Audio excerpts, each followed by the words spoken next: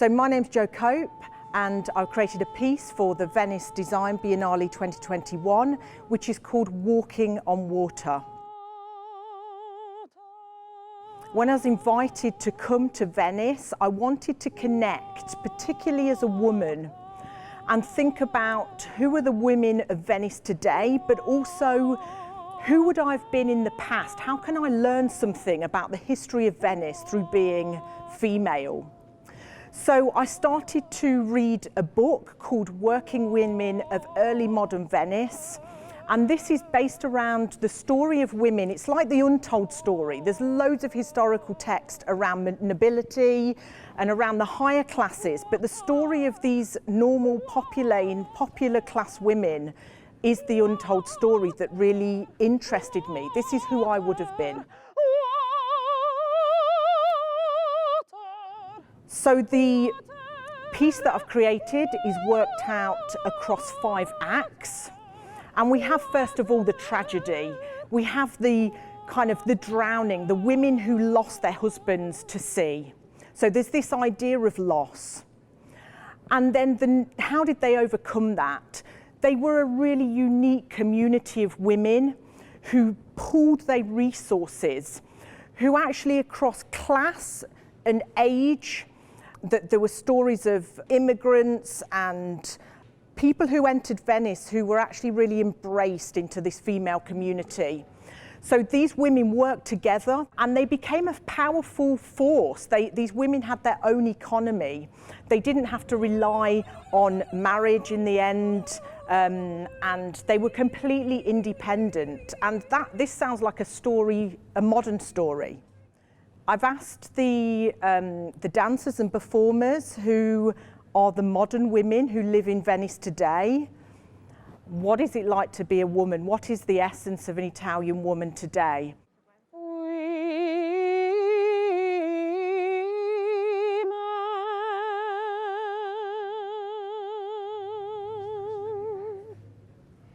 My name is Giorgia, I'm 21 years old and I'm a performer. I think that working women of early modern Venice can teach many different things to us, the women of today. They were strong women, able to handle their own lives. They were often self-employed people or women who own their own houses. And this is important because we are used to thinking about these women of the past as figures always subject to the male figure. And that's the reason why it's important to look at such examples. My name is Yasmin, I'm 23 years old and I've been living in Venice for the last 3 years. I'm a graduate in philosophy, international studies and economics. I'm an occasional performer and especially I'm a working woman in Venice. I came here in Venice from Verona to study, but actually my origins are different because my mom is Italian but my dad is from Morocco. And he came here in 1996 to start working. And this is a really powerful situation, I will say, because here in Venice especially, it's a common thing to have different people from different parts of the world that come here to study or to work. And also in the past, immigration was really important for the economy of the city because many women were attracted to come to Venice thanks to the manufacturing sector which was growing. And so I was really happy and I am feeling really glad of this opportunity because in this way I guess this is not an enriching experience just for me but also for the public because they will be able to see different representatives of women in Venice of different ages and of different ethnic roots.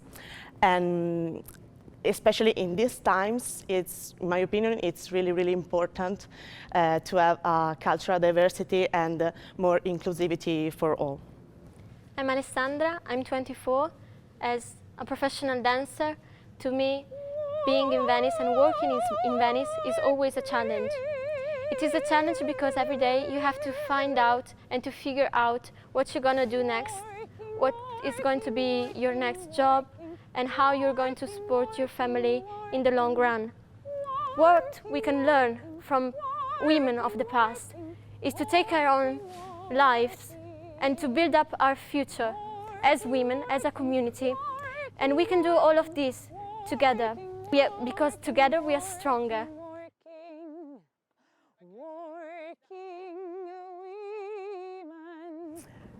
There's much symbolism in the piece. One of the key things to my practice is the use of red, and you will see red is throughout the entire performance.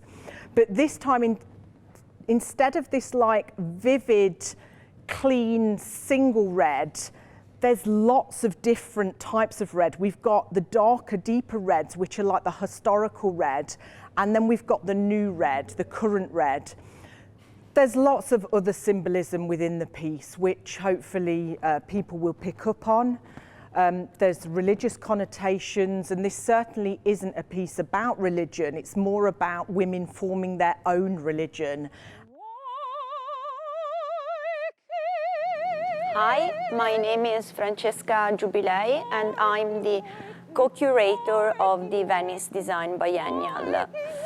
We worked mainly in the contemporary art field, but in 2016 we thought to launch this project who tried to combine and merge together different languages.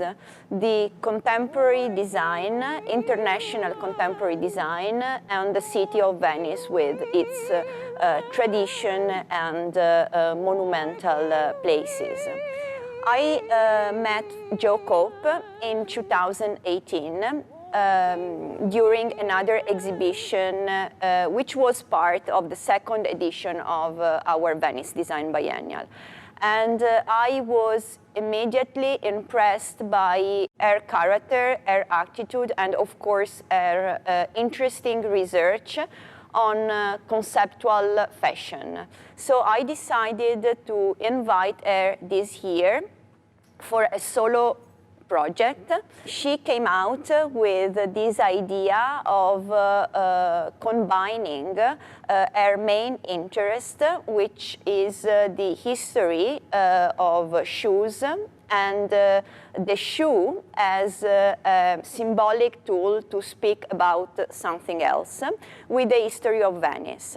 So Walking on Water is a project which combines the history of the furlane, which are traditional Venetian shoes, with the contemporary role of Venetian women today.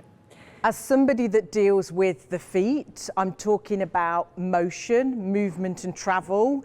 And I've travelled from the UK to Venice, and in both COVID and Brexit times, it's relevant to think about how do we, our freedom of movement has gone, and how do I create a performance around these restrictions? So part of this performance is a performance in a box.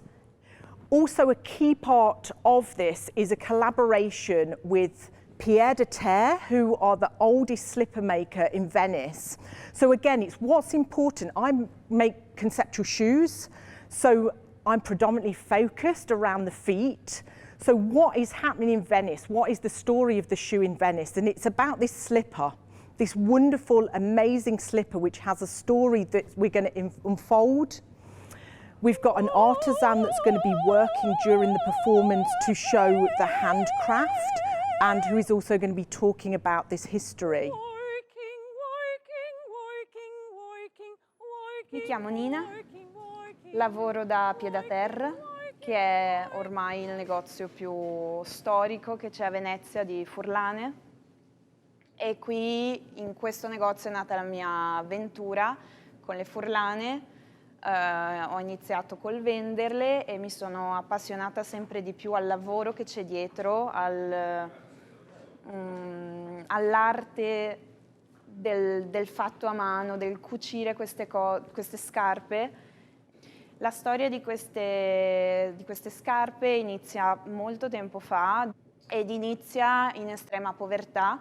Diciamo che sono le donne che hanno dato vita a questa scarpa perché appunto nella metà del Novecento in Friuli, una regione estremamente povera, e quindi le donne cucivano queste pantofole, diciamo che inizialmente erano delle pantofole da casa, con i vecchi vestiti, con i vecchi stracci, cercando di cucire molto fittamente, facendo dei punti molto fitti su queste suole che quindi venivano praticamente, rimanevano molto dure, molto solide ed ecco perché il velluto è poi il tessuto più tradizionale di queste scarpe, perché le signore avevano queste grandi gonne di velluto e usavano le vecchie gonne di velluto per fare queste scarpe. Da lì, nel tempo, hanno pensato di utilizzare le ruote delle biciclette per rendere le suole più resistenti e per poter uscire anche fuori, perché ovviamente con una suola di stracci era un po' difficile. E quindi appunto andando a vedere soprattutto queste artigiane in Friuli dove lavorano, ho imparato una piccola parte della loro arte che loro custodiscono molto gelosamente. Perché mi sono resa conto andando a visitare questi laboratori che le signore, le donne che cuciono queste furlane sono ormai quasi tutte anziane e mi sono resa conto che è un lavoro che andrà leggermente a morire con queste persone, perché la mia generazione è molto concentrata su un'altra idea di lavoro, su un'idea di lavoro tecnologico legato alla velocità, e un lavoro del genere che è lento, cioè per fare un paio di queste furlane ci vuole da mezz'ora a un'ora. Viene considerato una cosa vecchia, una cosa che non sta al passo con i tempi, e io penso che non sia giusto e che dobbiamo fare tutto il possibile per mantenere questa conoscenza e questa capacità di usare le nostre mani e non solo la mente per realizzare delle cose bellissime che noi indossiamo, che consumiamo, che fanno parte anche della nostra storia di tutti i giorni, di quello che facciamo tutti i giorni. E quindi io spero che anche persone della mia generazione possano approcciarsi a questo lavoro, perché non deve assolutamente morire. The final act is this unraveling of the shoes, this walking on water. And if we take it out of the religious, there's obviously the religious connotations of walking on water, but if we take it out of that context and think about what is that act to be able to walk on water, it really is about overcoming the impossible, doing something extraordinary. And this is the story that I wanted to tell, essentially about these women. Walking